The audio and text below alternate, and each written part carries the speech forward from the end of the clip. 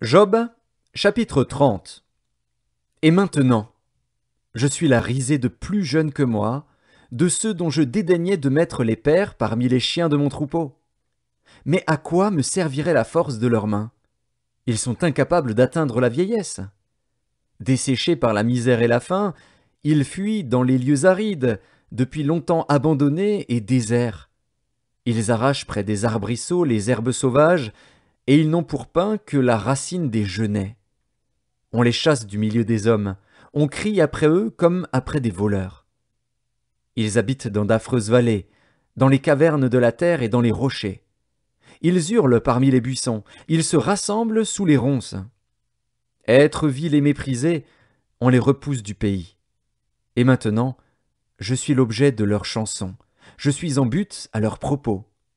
Ils ont horreur de moi, ils se détournent, ils me crachent au visage. Ils n'ont plus de retenue et ils m'humilient. Ils rejettent tout frein devant moi.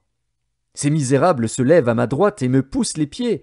Ils se frayent contre moi des sentiers pour ma ruine.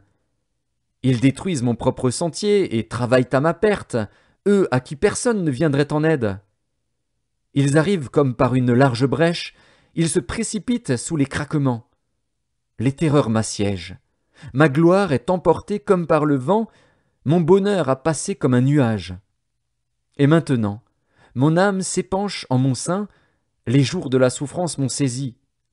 La nuit me perce et m'arrache les os. La douleur qui me ronge ne se donne aucun repos. Par la violence du mal, mon vêtement perd sa forme. Il se colle à mon corps comme ma tunique. Dieu m'a jeté dans la boue, et je ressemble à la poussière et à la cendre. Je crie vers toi, et tu ne me réponds pas. Je me tiens debout, et tu me lances ton regard. Tu deviens cruel contre moi. Tu me combats avec la force de ta main. Tu me soulèves, tu me fais voler au-dessus du vent, et tu m'anéantis au bruit de la tempête.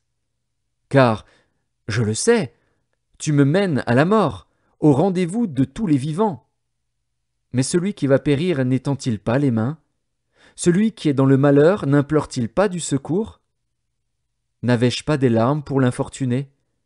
Mon cœur n'avait-il pas pitié de l'indigent? J'attendais le bonheur, et le malheur est arrivé. J'espérais la lumière, et les ténèbres sont venues. Mes entrailles bouillonnent sans relâche, les jours de la calamité m'ont surpris. Je marche noirci, mais non par le soleil. Je me lève en pleine assemblée, et je crie. Je suis devenu le frère des chacals, le compagnon des autruches. Ma peau noircit et tombe, mes os brûlent et se dessèchent. Ma harpe n'est plus qu'un instrument de deuil, et mon chalumeau ne peut rendre que des sons plaintifs.